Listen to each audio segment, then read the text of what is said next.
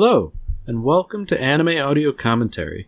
Today I'll be commenting on episode 25 of Fullmetal Alchemist Brotherhood. If you'd like to watch along, then start watching now.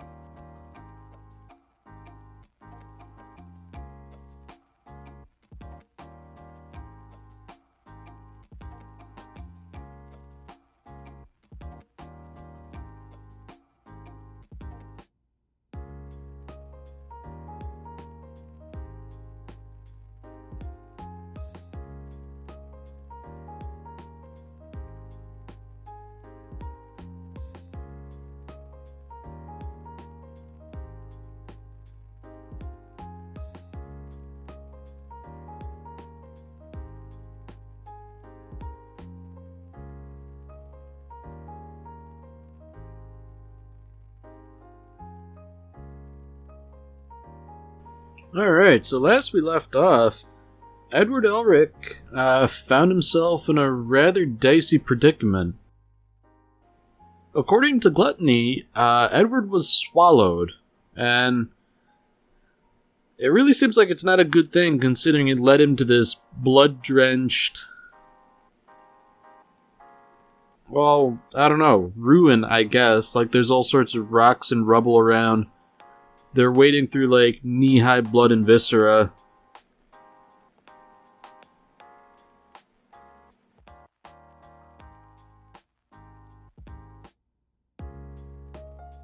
So, things are slightly more interesting than normal in that Ling and Edward are seemingly both in here with envy. And, you know, envy has a reason not to harm Edward, but if they've both been swallowed by Gluttony, you know, maybe that whole thing is kind of out the window now. Because, you know, everyone who knew anything sort of seemed to think that, you know, maybe this is an irreversible process.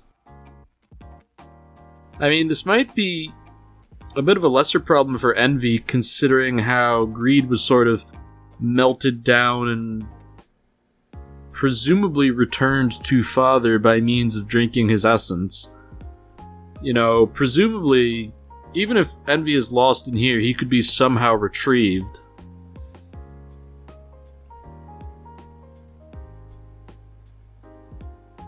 Oh dear. So the plot thickens a bit more. I think we did in fact see in the last little bit of the last episode that Alphonse got a hand cut off. So it seems like Gluttony can sort of like swallow everything within like a certain range, and it just cuts things off. I mean, I guess it's rather fortunate that the Elric brothers, that Edward was swallowed whole, rather. Because I'd imagine being swallowed partially would be far less survivable for someone who's mostly flesh and blood.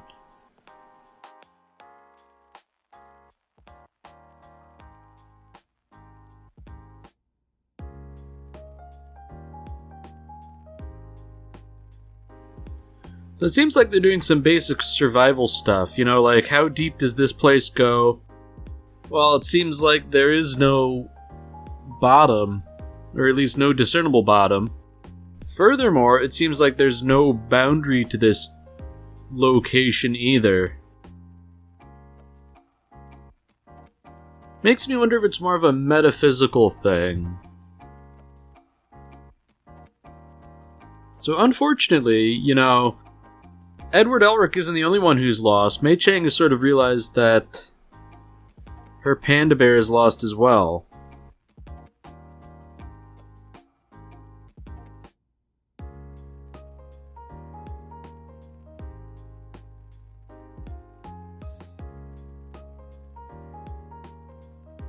You know, it's kind of unfortunate that she were to lose her pet, in that, you know, it's really all she has, in a sense. You know, she is from a low-born clan, so their prospects for producing the Emperor's heir is small to negligible. I mean, if she were to come across some form of immortality, then it could be doable. But, you know, would that all be worth it if Mei Chang lost her pet and her only friend?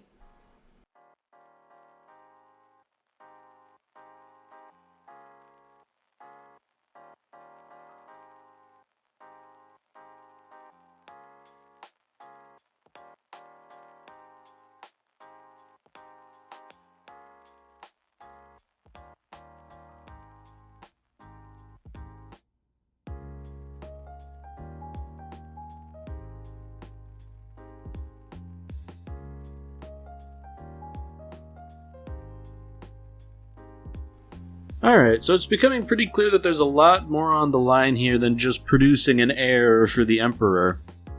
You know, as it would turn out, the survival of her clan is likely at stake here, due to, presumably, their poverty. You know, from what we're hearing, I'd imagine that Xing isn't exactly highly hospitable.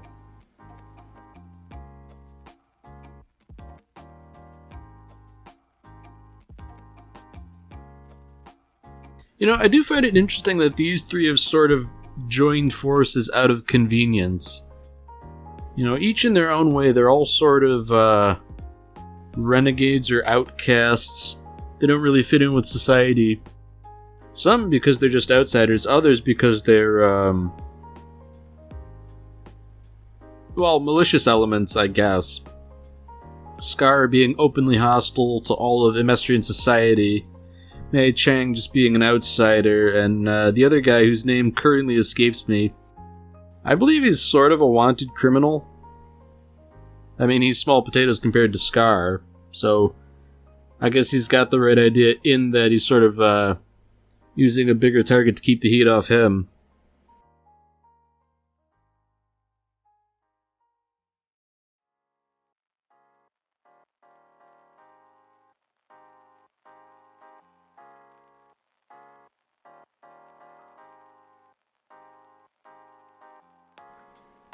Oh dear. You know, things are getting pretty dicey down in Gluttony's stomach. I mean, I feel like Ed's taking the wrong approach here, trying to sort of, goad Ling into getting back up. I mean, I'm not sure what a good approach might be, but this surely isn't it.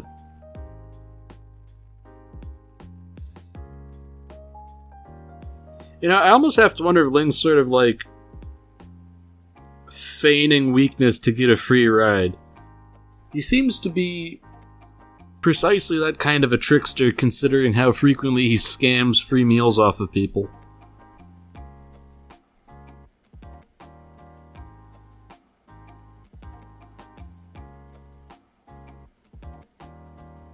Man, this place really is horrifying, considering that they have to wade through, like, knee-deep blood and viscera, and that if you want to, like, sit on anything not soaked in blood, you have to find, like, a bit of rubble.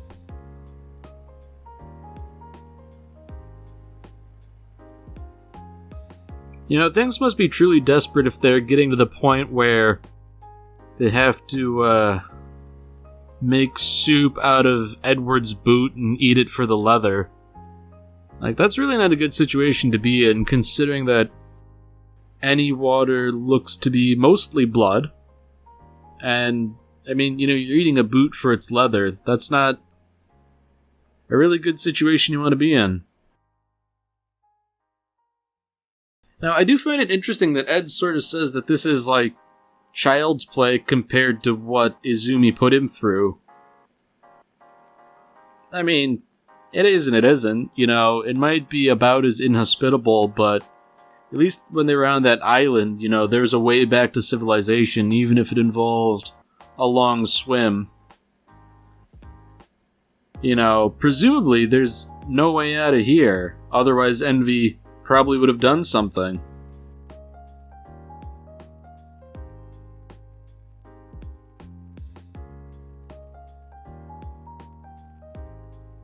Alright, so Envy sort of confirms everyone's worst fears.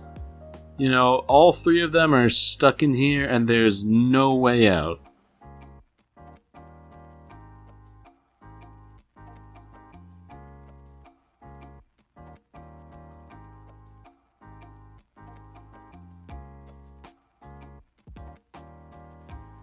Alright, so it seems like, some of what I had surmised is being confirmed.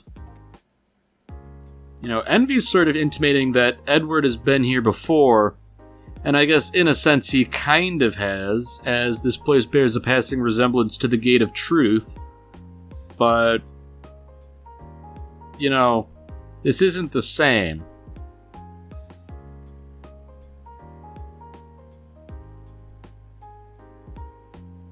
I do find it interesting that Edward describing the truth sort of prompts Envy to say, ooh, that's what the real one looks like. So it's interesting, you know. Gluttony was designed to be a gate to get to the truth, and, you know, he couldn't do it. Personally, I think that sort of echoes the theme of, you know, you can't transmute human life. You know, likewise, you can't access the truth by, I guess you'd call it conventional means. I mean, creating a homunculus is certainly far from that, but, you know, even so, some things are the realm of the divine and they are not for man to mess with.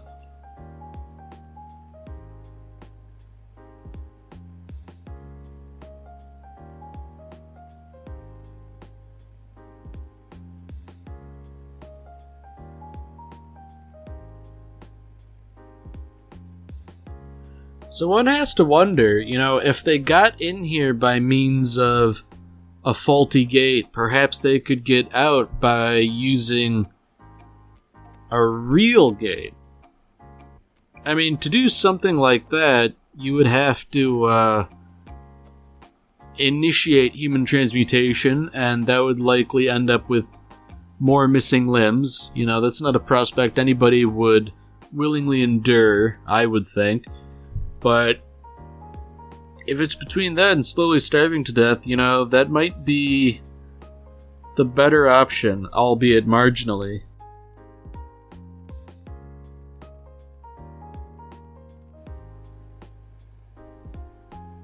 You know what? It's nice that Envy's in sort of a talkative mood because he's answering questions.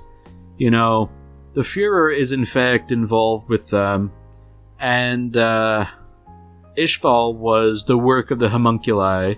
You know, Envy was sort of behind the whole false flag. I mean, it didn't appear to be a false flag initially. The inciting incident was an Amestrian soldier shot an Ishvalan child. And, you know, that sort of initiated the conflict. You know, a seemingly senseless act of violence. And it was in fact that, it's just, Envy initiated it to cause a war. You know, Ishval was already a bit of a powder keg, as we are led to believe, and, you know, Envy just provided that little spark.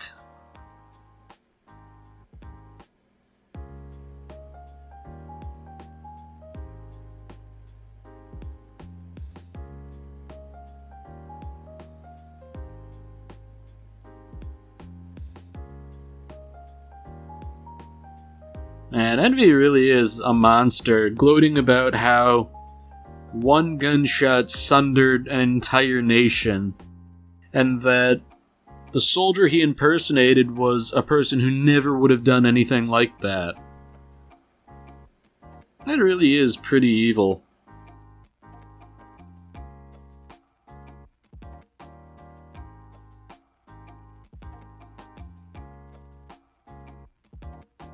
Now, I do find it interesting but understandable that Edward doesn't ask about Hughes. Because, obviously you could get a good answer out of Envy if he's so talkative right now.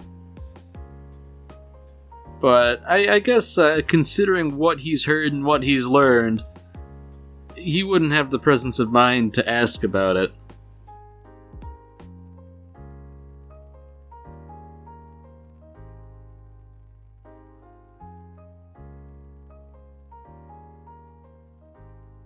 So here we have it. Ling is mentioning that thing about the footprints and the indentations in the ground. It makes it pretty clear now that Envy's true form is rather more monstrous and gigantic than we have been led to believe. Now this is interesting, because it's actually 3D CG here that's making up Envy's true form. And it's very clearly 3D CG, but at the same time, it holds up pretty well, I would say, especially considering Brotherhood is now approaching a decade and a half old, give or take a few years. Back in the real world, I find it interesting that Gluttony has just sort of gone back to being docile. He's just sort of hanging around Alphonse wondering about what precisely he should do about this big mistake. It's very interesting how, without lust or envy or someone else to sort of wrangle him, he acts like a puppy that's just been kicked. He's very childlike in his demeanor.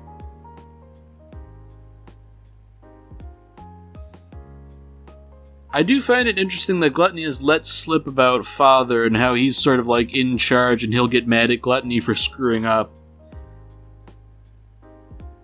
So Alphonse is doing what seems to be rather reckless, getting Gluttony to take him to meet Father. Gluttony, not knowing any better, decides that this is, a reasonable course of action. Alphonse is obviously scheming and hoping to learn a bit more about what's going on. Man, plot's getting thick.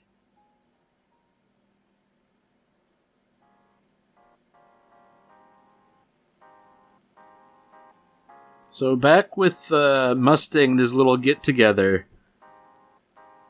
These guys are all entirely corrupt. They're contemplating various sacrifices and potential sacrifices. Kimberly's made the short list, as has Marco, but they're both sort of inferior candidates.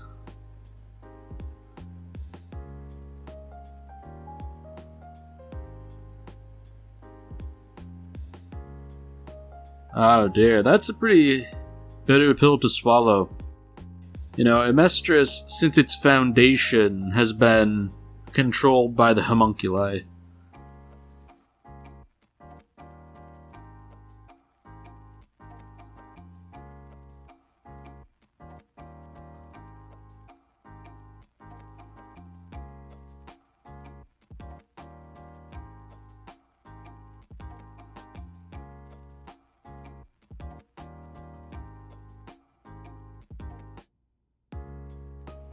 Oh boy, this is a really chilling bit of dialogue. Mustang had thought that the Führer was moved by Hughes' sacrifice, but really, he was just trying to contain his urge to kill Hughes' child. What a monster.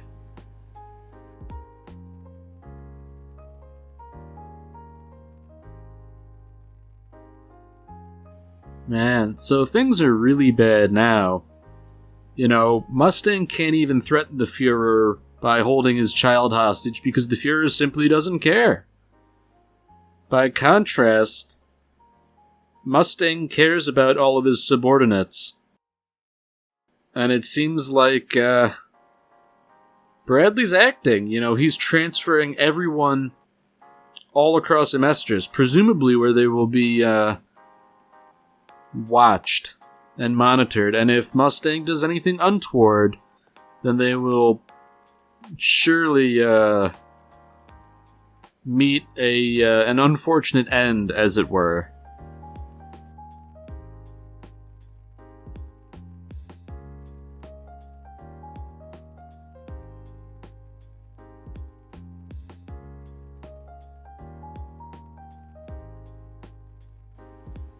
So it seems like everybody, bar none, are being reassigned.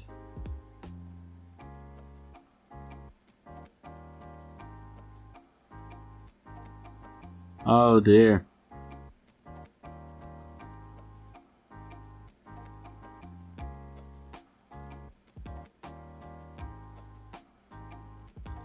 So it seems like Bradley has his thumb right on the pulse of things. Hawkeye is going to be his personal assistant, and I don't know, the relationship between Hawkeye and Mustang is merely professional at this point, but of all his subordinates, she seems to be the most important to him. So naturally, Bradley will want to keep her right in convenient killing range.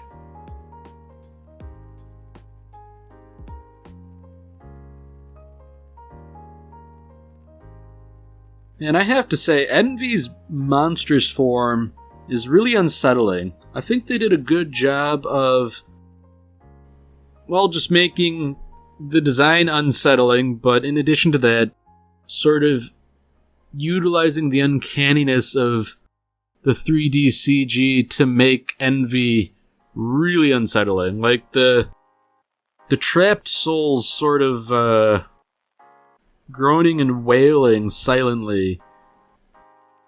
That is especially unsettling. And I guess the multitude of souls sort of indicates, in a roundabout way, precisely how many lives you have to kill before Envy will finally go down for good.